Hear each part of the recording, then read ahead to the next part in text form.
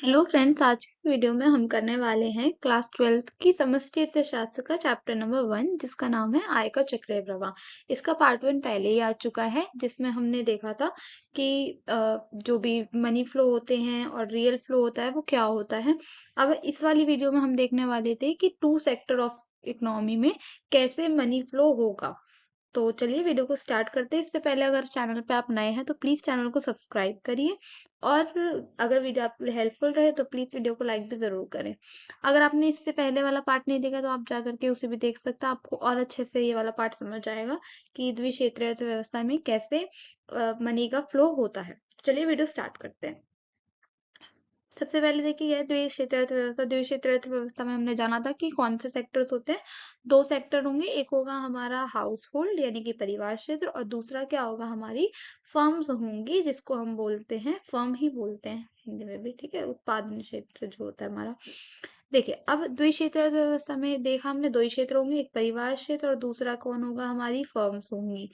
अब इसमें देखिए फ्लो कैसे होगा, हमने नॉमिनल फ्लो देखा था और रियल फ्लो देखा था, अब उसी को मिक्सअप इसमें है।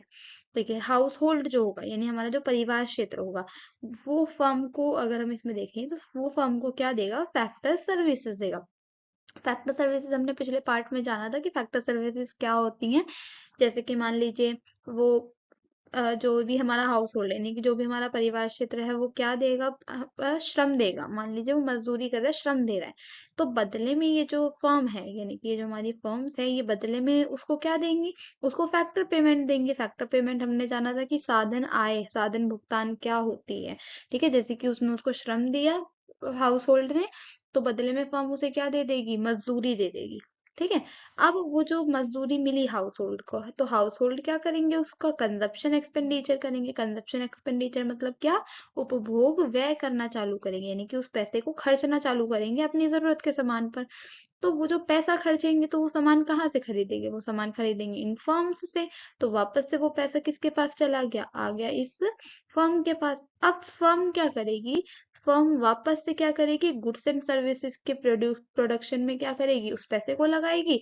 और गुड्स एंड सर्विसेज का प्रोडक्शन कैसे होगा, लोगों का यूज करके होगा, हाउस होल्ड का यूज करके होगा। तो वापस से वो पैसा किसके पास चला जाएगा, हाउस होल्ड के पास चला जाएगा, और वापस से फिर वही सेम प्रोसेस चलता रहेगा, चलता रहेगा, चलता रहेगा। तो इसी को बोलते हैं सर्कुलर फ्लो ऑफ इनकम। यानी कि पहले जो पैसा था, पहले जो हमारा हाउस होल्ड था, उसने क्या दिया, सर्विसेज दी, सर्विसेज के बदले में उसको फर्म्स ने क्या दे दिया, पेमेंट दे दी। उसी पेमेंट का यूज करके उसने क्या करा, कंजप्शन करा, यानी कि खर्च करना चालू करा।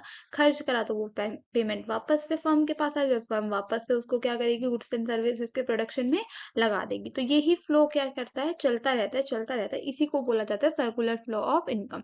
मगर ये कौन से वाले सेक्टर में, ये सिर्फ टू सेक्टर इकोनॉमी में यानी कि द्विक्षेत्रीय अर्थव्यवस्था में है। तो अगर आपसे पेपर में पूछा जाता है कि द्विक्षेत्रीय अर्थव्यवस्था में आय का चक्रीय प्रवाह बताइए, तो आपको यही पिक्चर ऐसे बना करके आनी है। आगे देखते हैं। अब देखिए इसके ना कुछ फेसेस होते हैं, 3 चरण होते हैं इसके अंदर, हमारे चक्रीय प्रवाह के अंदर, उनको देखते हैं।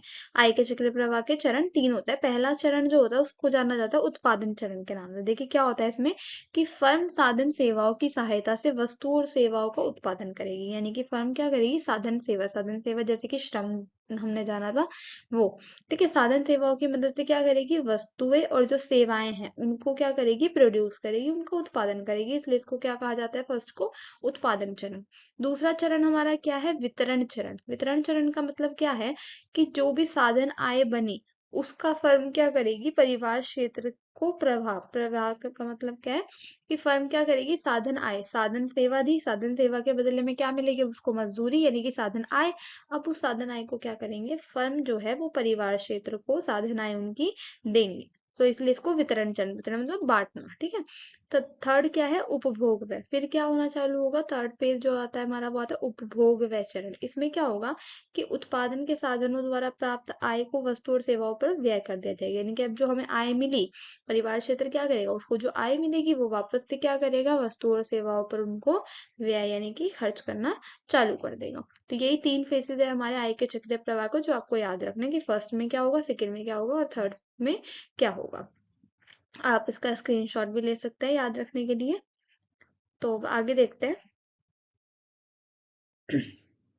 आगे अब हमारा है स्टॉक एंड फ्लो हमें जानना है कि इसमें अब दो कॉन्सेप्ट है, एक स्टॉक का और एक फ्लो का। देखिए स्टॉक क्या होता है, फ्लो क्या होता है। स्टॉक क्या होता है, स्टॉक चर से अभिप्राय उस चर से है जो एक निश्चित समय बिंदु पर मापा जाता है। यानी कि स्टॉक कौन सा होगा, स्टॉक वो होगा जिसको एक एग्जैक्ट पॉइंट पर हम पॉइंट ऑफ टाइम पर देखेंगे।